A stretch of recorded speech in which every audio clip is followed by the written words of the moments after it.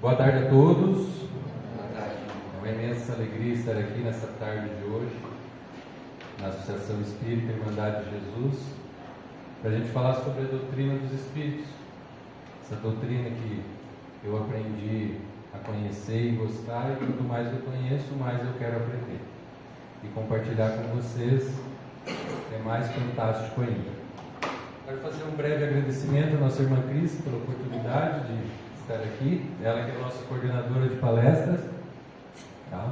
A diretoria espiritual da casa, a todos vocês presentes e aos nossos irmãos desencarnados que se fazem presentes conosco. O tema da nossa exposição na tarde de hoje é: há muitas moradas na casa do meu Pai. Expressão essa dita por Jesus, muito famosa, muito conhecida. E quem é o Pai de Jesus? Deus, causa primária de todas as coisas. E por acaso nosso Pai também, né? Show de bola. Jesus traz essa expressão para nós na sua estada terrena. E quando ele faz referência a esse Pai de amor, esse Pai de bondade, que não pune, que não castiga os filhos, muitas vezes não é a referência que nós temos desse Pai, né? Muitos de nós fomos educados como um Pai severo, que castiga, que pune, né? Então a expressão de Jesus ela é muito famosa e muito semelhante a outras expressões que a gente ouve, que são tiradas da Bíblia. Elas são muito pouco compreendidas na essência. As pessoas repetem essas expressões como frases de efeito, mas não compreendem o contexto que ela está inserida, da onde ela foi tirada, e nem o real significado dessa expressão. Então, um tempo atrás, conversava com uma pessoa espírita, inclusive, e ela ouviu falar da expressão moradas da casa do Pai. E aí ela conversou comigo, ela confidenciou para mim que ela achava que moradas eram habitações, eram casas. E aí a gente, no primeiro momento, pode achar uma ignorância da pessoa, né?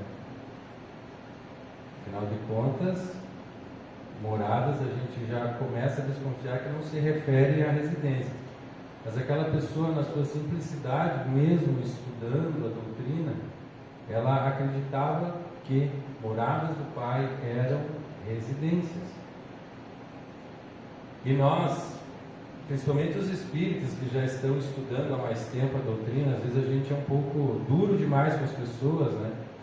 Porque nós olhamos para os conceitos e falamos, mas é óbvio, todo mundo sabe o que isso significa.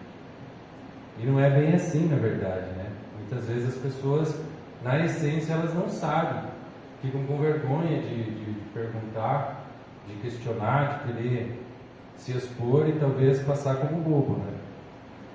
Tem uma expressão muito famosa que a gente muitas vezes critica, é a expressão do céu e do inferno.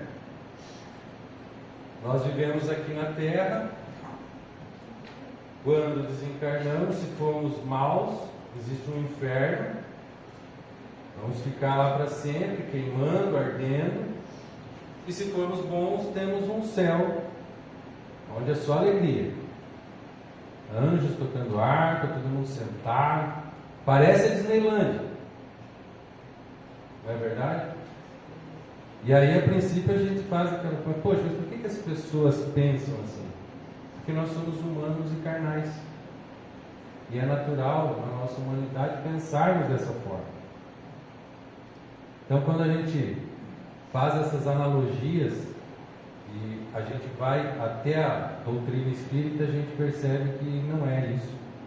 A gente consegue entender que são conceitos de pessoas que ainda não estão esclarecidas.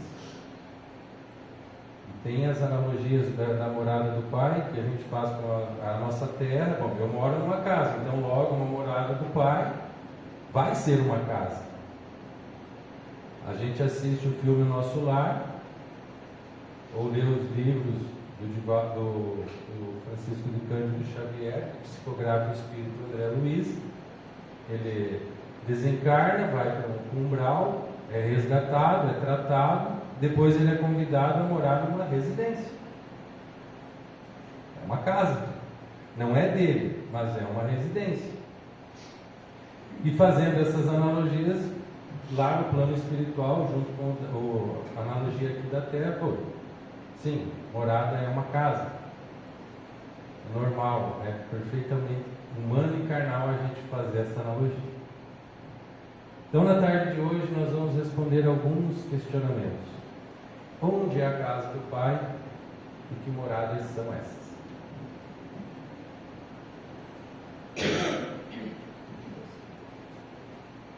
Para o completo entendimento da nossa exposição, a gente vai se basear na doutrina espírita. Mas para entendermos o contexto dessa frase, nós vamos ter que ir até a Bíblia, lá no Evangelho de João, capítulo 14, versículos de 1 a 13, para entender uma das primeiras referências dessa frase que Jesus faz, estando com os seus discípulos nos momentos anteriores ao suplício de Jesus no Calvário. Então, nesse contexto, Jesus estando com os seus discípulos, ele vai falar assim: não se turbe vosso coração, credes em Deus, credes também em mim. Na casa de meu Pai há muitas moradas. Se não fosse assim, eu vou teria dito: vou preparar-vos o lugar. E quando eu for e vos preparar o lugar, virei outra vez e vos levarei para mim mesmo, para que onde eu estiver, estejais também. E entre os discípulos havia um cara chamado Tomé, que ele fala: Senhor, não sabemos para onde vais, e como podemos saber o caminho? Então vejam que, mesmo entre aqueles que Cristo fez de escolhidos para seguirem, eles não compreendiam na essência o que Jesus falava. Que dirá nós aqui, né? As pessoas que conviveram com Jesus, que tinham acesso à fonte primária da informação, não compreendiam o que ele falava na sua totalidade. Eu acho que quando a gente fala de pesquisa científica, quem tem acesso à fonte primária da informação tem a informação verdadeira. Quem estava ao lado de Jesus tinha toda a informação. Era só perguntar e tirar as dúvidas.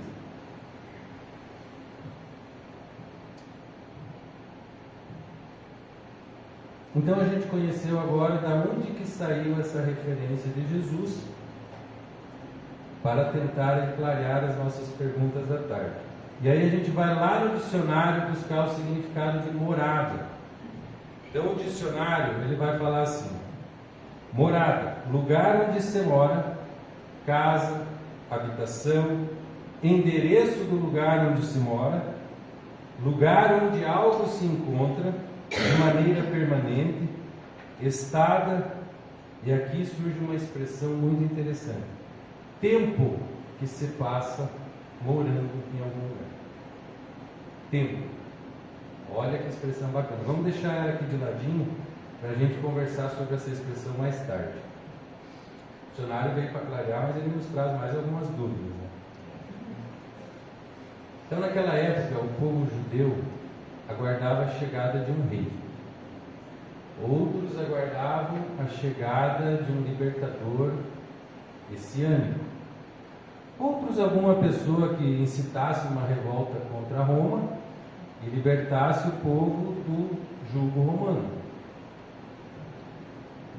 Os próprios discípulos nutriam em Jesus a expectativa de algo mais, de um rei. Eles achavam que em algum momento Jesus iria se revelar, iria fazer algo de extraordinário, mais do que Jesus fazia, né? Mas enfim, Jesus iria mostrar uma outra face e de alguma forma iria acabar com Roma. O que eles esperavam? Que Jesus chegasse com seus exércitos, mantos dourados, espadas, escudos, guerreiros, e devastasse Roma. porque era a realidade que se vivia na época. Um exército mais forte chegava e se sobrepunha a outro exército, a outras cidades, derrotava, escravizava, enfim, assumia o lugar. Só que o homem que eles viam ali era o contrário de tudo isso. Era um homem que andava com os doentes, com os renegados, com os leprosos, com as viúvas. Todo mundo sabe o suplício das viúvas naquela época, né? Um homem que fazia curas e falava assim: não divulga, não espalha. E era esse homem que eles viam diante deles, né? Que não queria que espalhasse as notícias dos seus feitos. E aí lá no livro de Marcos vai surgir um contexto do Calvário de Jesus, quando Jesus realiza sua entrada em Jerusalém montado no lombo do jumentinho. O jumentinho, filho de jumento, que nunca tinha sido montado antes. Então os discípulos colocam suas vestes sobre o jumento para que Jesus possa montá-lo, e as multidões saem para recebê-lo, colocando diante dele os seus mantos e os ramos de palmeiras. E as pessoas o saúdam dizendo: bendito és o Filho de Deus. Jesus tinha vindo para tornar público a Jerusalém que ele era o rei.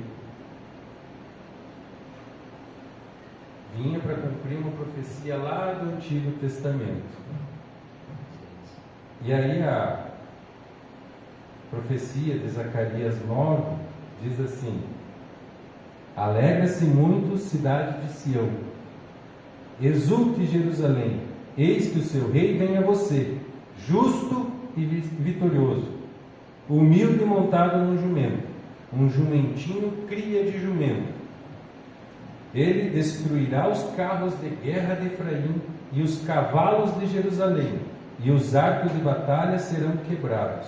Ele proclamará paz às nações e dominará de um mar a outro, e do Eufrates até os confins da terra.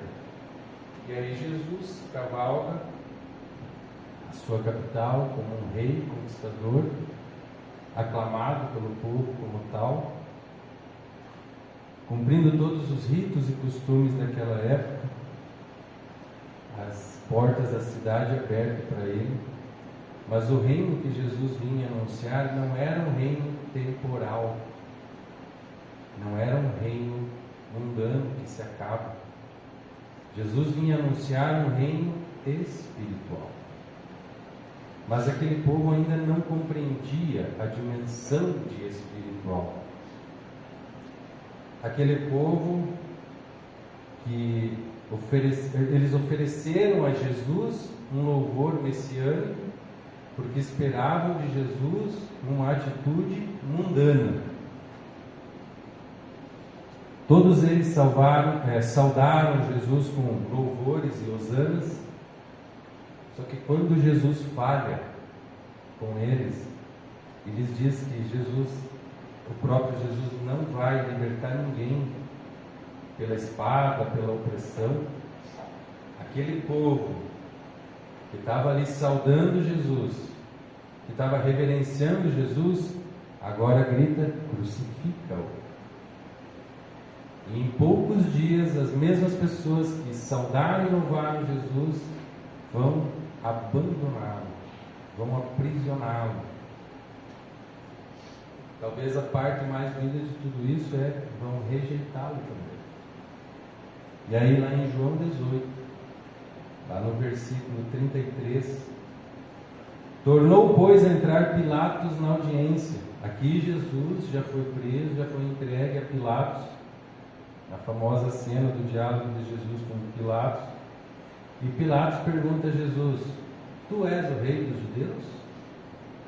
E Jesus fala assim: tu o dizes de tu mesmo ou os outros disseram de mim?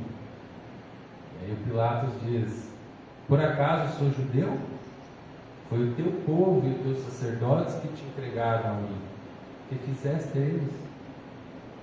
Aí vem a segunda referência de Jesus: meu reino não é daqui. Se o meu reino fosse daqui, os meus servos não me permitiriam que fosse entregue aos judeus. Então veja que coisa interessante, né? Jesus não afirma e não desafirma nada ainda, né? Mas ele de novo vai trazer a expressão de um reino diferente, que não está nessa terra. E aí Pilatos diz: logo tu és rei? E Jesus fala: tu dizes que eu sou rei. Ou seja, esse era o nosso Jesus, né? Um peleador. Jesus nunca teve medo de um embate. E mesmo nessa hora, sem faltar com respeito, sem agredir, ele não assume ser rei, mas embora tenha vindo para professar um reinado. Mas o povo não estava pronto ainda para entender o que era o mundo espiritual de Jesus. E por que isso acontece? Que Jesus não veio provido de poderes especiais para esse mundo. Jesus vem provido de virtudes. E como um espírito puro, ele tem todas elas. E Deus envia Jesus para quê? Como modelo e guia. Então não tem como ser menos. Jesus está no seu auge máximo de virtudes, porque os espíritos, a única coisa que eles respeitam é a moral. E essa moral é a que o Cristo é o exemplo máximo que a gente tem oferecido por Deus. Então daqui saíram as referências que a gente precisava. Agora a gente vai entrar na doutrina dos Espíritos. Até aqui a gente estava buscando referência. Agora a gente vai entrar na doutrina. Evangelho segundo o Espiritismo, capítulo 3, item 2. Diversos estados da alma na erraticidade. Antes da gente explicar, vamos colocar a erraticidade aqui no nosso mosaico, porque agora a gente tem o tempo e a erraticidade para explicar. Lá na primeira frase do Evangelho diz assim: o reino de Deus é o universo. Pronto. Já explicou o que a gente queria saber, né? Casa do Pai é o universo.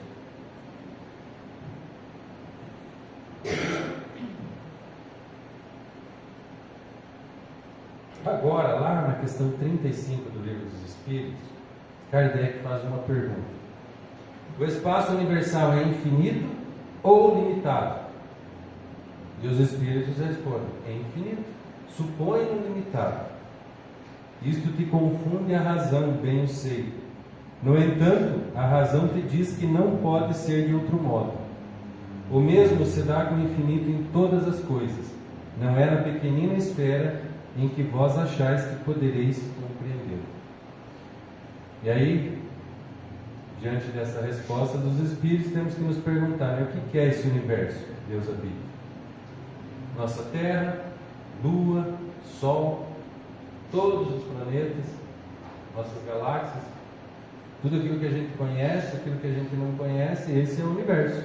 Então, casa de Deus é tudo isso. E nossa também, né? Aí, lá na Gênesis, capítulo 6, uranografia geral, desertos do espaço, vai tratar das nebulosas irresolúveis. E aqui a gente tem um vislumbre da obra divina de Deus. Item 46. Todavia o deserto celeste que envolve o nosso universo sideral e que parece estender-se como os afastados confins do nosso mundo astral, é abrangido pela visão e o poder infinito do Altíssimo, que, além desses céus, dos nossos céus, desenvolveu a trama da sua criação ilimitada. E a gente achando que só temos nós, esse pequenino planeta, no subúrbio do universo. Gênesis, item 47.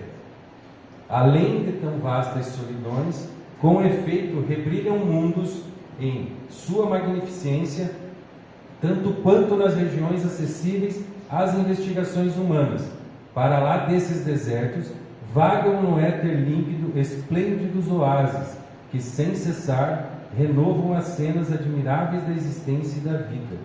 Sucedem-se lá os agregados longínquos de substância cósmica, que o profundo olhar do telescópio percebe através das regiões transparentes do céu e a que dais o nome de nebulosas irresolúveis,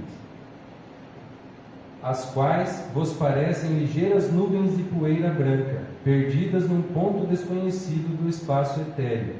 Lá se revelam e desdobram novos mundos, cujas condições variadas e diversas das que são peculiares ao vosso globo lhes dão uma vida que as vossas concepções não podem imaginar, nem os vossos estudos comprovar. É lá que em toda a sua plenitude resplandece o poder criador. Aquele que vem das regiões que o vosso sistema ocupa, outras leis se deparam em ação às suas forças, regem as manifestações da vida, e os novos caminhos que se nos apresentam em tão singulares regiões abrem-nos surpreendentes perspectivas. Gente, esse capítulo 46, esse item 46 e 47 da Gênesis é incrível. Já imaginaram se Jesus, em vez de falar, há muitas moradas na casa do meu pai, ele tivesse antecipado e falado o item 46 e 47 para o mundo? Se a gente não entendeu moradas na casa do pai, eu lendo até agora não consigo compreender o que ele quer dizer com tudo isso. Só sei que o negócio é grande pra caramba. É grande. E aí, a nota de rodapé 48 da Gênesis, ela fala assim, ó, a nossa Via Láctea é uma dessas nebulosas. Consta-se perto de 30 milhões de estrelas, ou sóis, que ocupam nada menos que algumas centenas de trilhões de léguas. E, entretanto, não é a maior. Suponhamos apenas uma média de 20 planetas habitados em cada Sol. Teríamos 600 milhões de planetas. Considerando uma média de 20. E aí a gente vem para a ciência atual. O telescópio Hubble oficialmente já mapeou mais de 100 bilhões de galáxias. Só que nós não temos só o Hubble. Nós temos o James Webb, temos mais uma infinidade de telescópios espaciais explorando o universo. Aí os nossos astrônomos falam em 1 bilhão de galáxias. Quer dizer, 1 trilhão, perdão. Gente, se a gente pegar 30 bilhões de sóis, vezes 20 mundos habitados, vezes 1 trilhão de galáxias, se fizer naquela calculadorinha simples, ela não faz a soma, ela dá erro. Tem que ser lá na calculadora científica ou na HP. Tudo isso é a vastidão do nosso universo. E a gente não enxerga muito. O universo não parou de expandir. E aí novamente a gente cai na questão humana e carnal. Só conseguimos enxergar o que é desse mundo. E o que a nossa vista alcança, mesmo quando olhamos pelo telescópio, a gente espera ver um serzinho caminhando em outro planeta. Aí vamos voltar para o Evangelho segundo o Espiritismo, no item 2, nós lemos a primeira frase. Então, a casa do Pai é o universo, as diferentes moradas são os mundos que circulam no espaço infinito e oferecem aos espíritos que neles encarnam moradas correspondentes ao adiantamento dos mesmos espíritos. Agora a gente vai pôr lá no mosaico adiantamento, tá? A gente tem que falar da erraticidade, do tempo e tem que falar do adiantamento. Livro dos Espíritos, questão 55. Kardec pergunta: todos os globos que circulam no espaço são habitados? Sim. E o homem terreno está longe de ser, como supõe, o primeiro em inteligência, bondade e perfeição. Aqui a gente levou um tapa, né? A gente se achando, os espíritos já respondem que, de novo, a gente está equivocado, nosso planeta não é o único, está lá no canto do universo, e que nós também não somos os primeiros, como a gente supõe, em bondade. Continua: orgulho e vaidade julgam que só para eles criou Deus o universo. E aí Kardec vai comentar: Deus povoou de seres vivos os mundos, concorrendo todos esses seres para o objetivo final da providência, acreditar que só os ágios no planeta que habitamos, fora duvidar da sabedoria de Deus, que nada fez de inútil. Se a gente não conhecesse a doutrina espírita e todo esse conhecimento que ela nos oferece,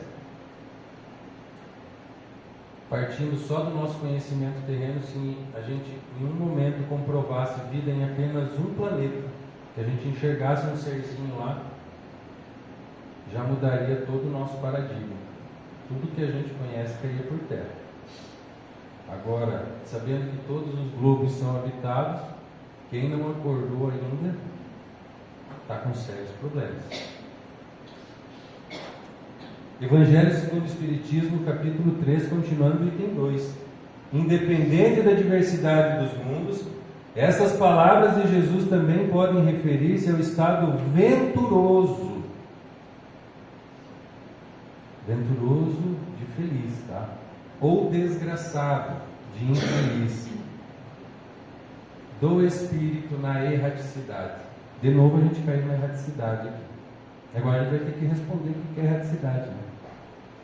Lá na revista O Consolador, edição 22 de 2007, a resposta está lá.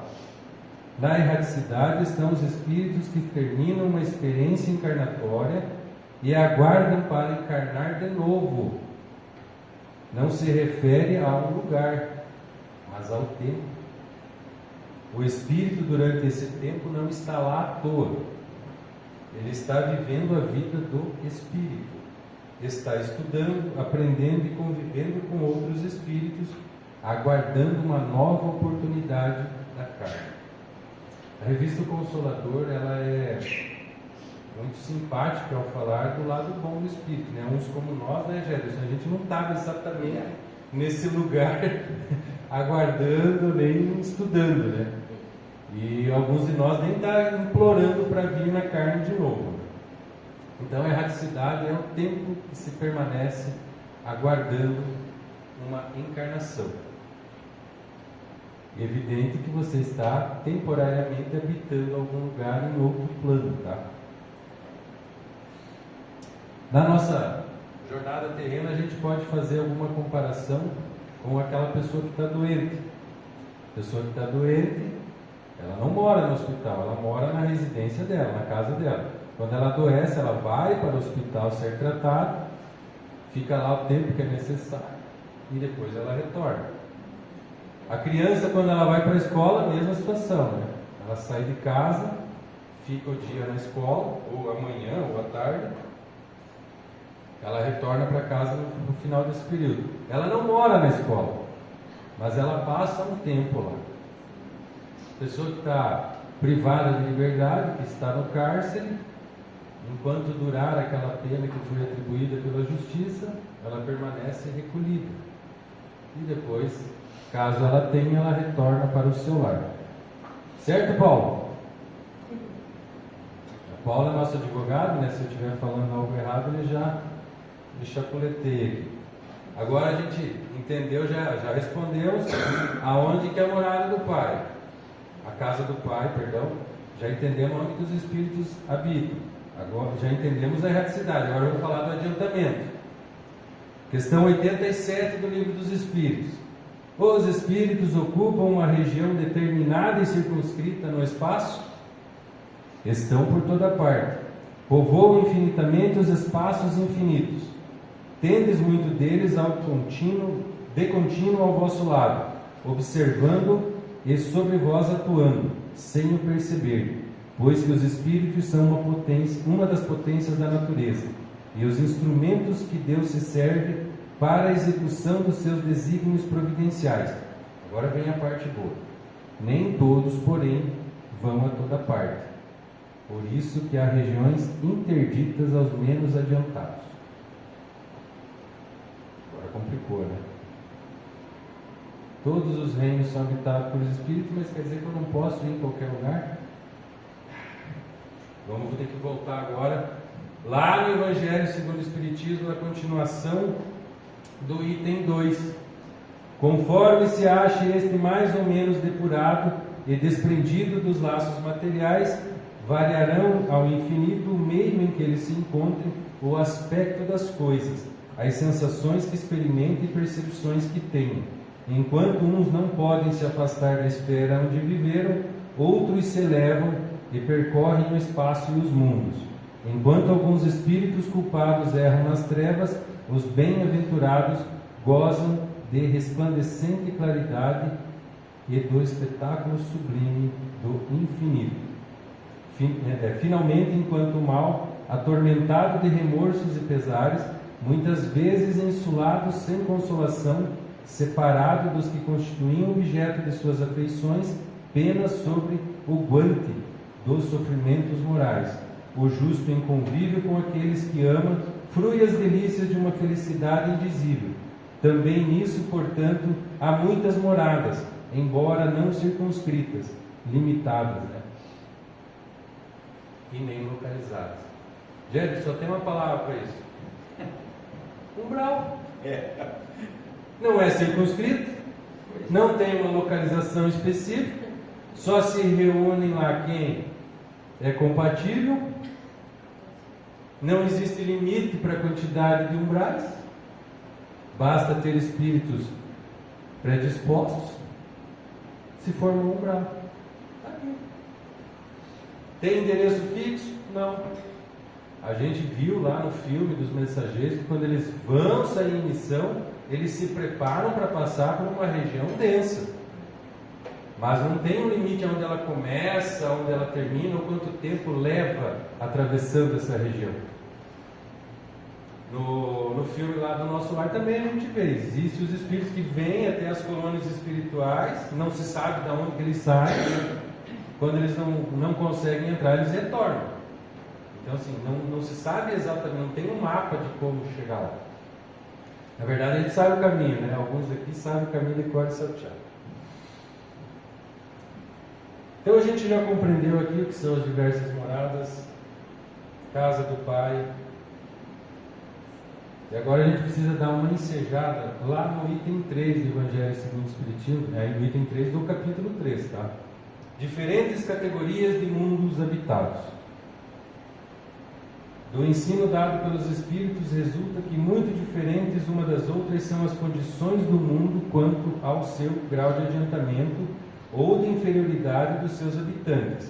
Entre eles, há os que estão em últimos, esses que são últimos são ainda inferiores aos da terra, física e moralmente. Outros da mesma categoria que o nosso, e outros que eles são mais ou menos superiores a todos os respeitos. Nos mundos inferiores, a existência toda material, reinam soberanas as paixões, sendo quase nula a vida moral.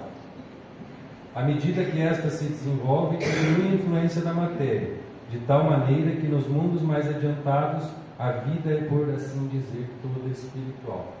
Bom, espíritos de terceira ordem, nós, 9 classes, nem vamos descrevê-las. Por que não vamos descrever? Se tivesse algum espírito de segunda ordem que tem 4 classes, certamente ele estaria em missão e eu tenho certeza que não estaria sentado aqui com a gente, porque ele tem coisas mais importantes a fazer. Ele já passou por toda essa educação. Não que ele nos menospreze, mas ele estaria libertando algum país, acabando com alguma guerra, alguma coisa desse tipo. Espírito puro, que não precisa mais reencarnar, que já passou por todas as etapas, Jesus veio aqui. A gente deu o fim dele, não precisa nem se referir. Espírito puro pode vir para um planeta de espíritos bons, um planeta regenerado, um planeta ditoso? Pode. Precisa, dificilmente. Se vem fazer algum trabalho. Espírito bom pode vir na Terra? Vem em missão. Agora que complica, né? Os menos adiantados podem ir para um lugarzinho melhor? Não pode. Pode até chegar perto do portão, não entra. Gente, não é porque Deus proíbe, é porque tu não é compatível. Tu chega lá, tu não aguenta. A vibração do amor lá é diferente. Quando ressona nas nossas imperfeições é que tu não se sente bem. Tu não sabe o que está acontecendo, está estranho para mim ficar aqui, vou ter que ir embora. E mesmo que fosse permitido entrar, tu perturbaria aquele lugar. Uma morada celeste, olha a ilusão que a gente quer chegar. Mas se Cristo convidasse para a gente ir para o mundo divino, meu Deus, seria ótimo. Nem entraríamos lá. Por isso que essa é a maravilha divina. Quando chegar a nossa hora, quando a nossa depuração estiver concluída, vamos gradativamente avançando esses mundos. Vamos ler aqui o que diz o item 4 do Evangelho. Diferentes categorias de mundos habitados. Mundos intermédios, mistura-se o bem e o mal, predominando ou um ou outro, segundo o grau de adiantamento da maioria que habita lá.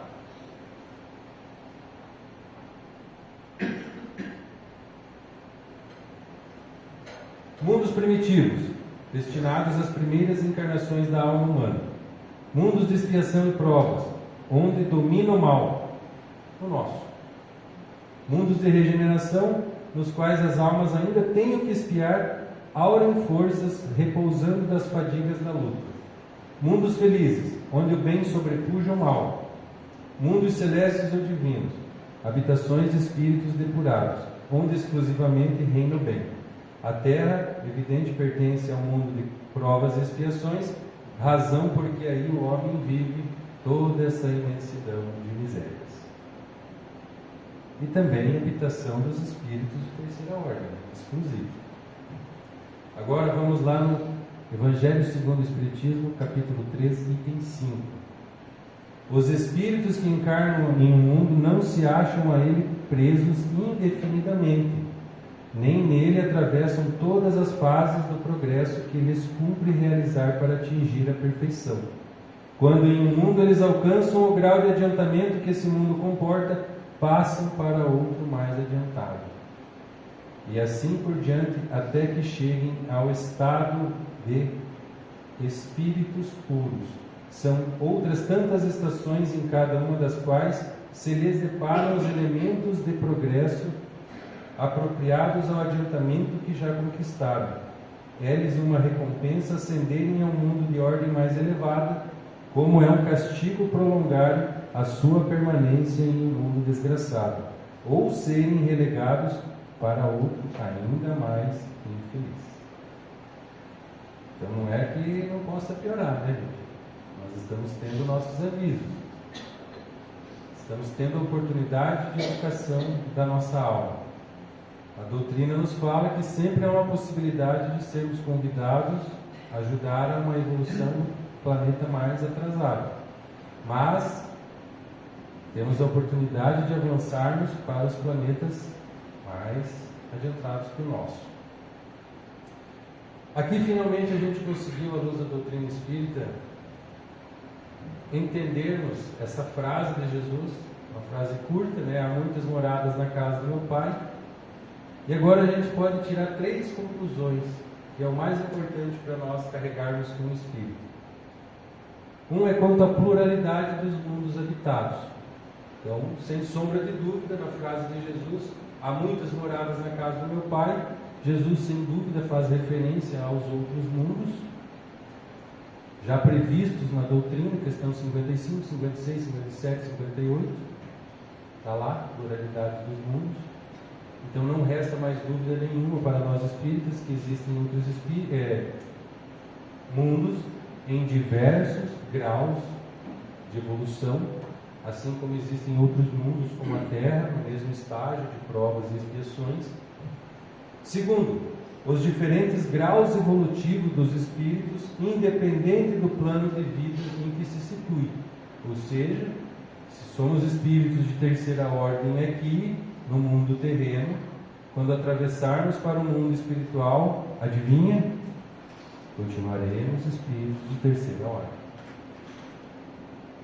Não vai mudar nada. Só vamos trocar o plano. Vamos estar num plano um pouquinho menos denso que aqui, mas ainda com as nossas imperfeições. questões lá 97, 98, 99 até 127 do Livro dos Espíritos nos esclarece tudo sobre a conclusão número 2. E a terceira, ele vai indicar as regiões ou esferas vibracionais existentes no mundo espiritual, para onde a gente vai depois da desencarnação. Uma coisa é você ser de terceira ordem, outra é para o lugar para que tu vai. Desencarnou aqui e entra na cidade espiritual? Não é todos que vão entrar lá. Nós vamos vagar na cidade por um determinado período de tempo esse que nós vamos escolher acabar. Vamos ser socorridos. Uns nem vão precisar viver na cidade espiritual, já vão vir de novo. Outros vão ter oportunidade de se desenvolver e trabalhar lá. Então olha que bacana, diversos mundos, estágios diferentes de cada mundo e estágios diferentes dos espíritos. Para encerrar nossa exposição, questão 117 do Livro dos Espíritos, em alguns livros é o 119. Em que sentido se devem entender essas palavras do Cristo? Meu reino não é desse mundo? Assim, Cristo falava em sentido figurado. Queria dizer que seu reinado se exerce unicamente sobre os corações puros e desinteressados. Ele está onde quer que domine o amor do bem. Mas os homens ávidos das coisas desse mundo e apegados aos bens da terra com ele não estão. E por que Jesus falava dessa forma em parábolas? Ainda nos dias de hoje nós não conseguimos entender. Com todo o conhecimento que nós temos, as leituras que já fizemos, imagina aquele povo daquela época. Jesus reduziu ao máximo, contava parábolas que eram repetidas, muitas vezes pareciam até engraçadas. Alguns compreendiam, outros não. E lembrando que Jesus falava para quem estava aqui e os discípulos que estavam do outro lado também. O aprendizado acontecia em simultâneo. E tu imagina o Cristo sublime tendo que reduzir todo o conhecimento dele para encontrar uma expressão que servisse para todo mundo e que atravessasse todos os tempos. A mensagem dele não podia ser distorcida e que ao longo dos séculos aquilo que ele falou permanecesse sendo interpretado de acordo com a capacidade de cada um. Porque aqui cada um está no seu momento. O que é óbvio para uns não é óbvio para outros. Que nós espíritas estudamos aqui, talvez nossos irmãos lá fora nem façam ideia, nem estejam preparados, assim como eles também sabem de coisas que ainda não sabemos. Então nessa tarde eu acho que nós conseguimos atingir o nosso intento de responder essas perguntas e interpretar essa belíssima frase sobre Jesus. Uma coisa ficou no ar, né? No capítulo 2 do Evangelho segundo o Espiritismo, o título é Meu reino não é daqui. Por que nós não falamos sobre o capítulo 2 do Evangelho segundo o Espiritismo? Daria mais uma palestra inteira falar sobre o capítulo 2. Então a gente foi direto para o 3. Mas é evidente que qualquer passagem do Evangelho ela é tão bonita, assim como é bonito qualquer uma das mensagens que Jesus nos deixou. Muito obrigado a todos.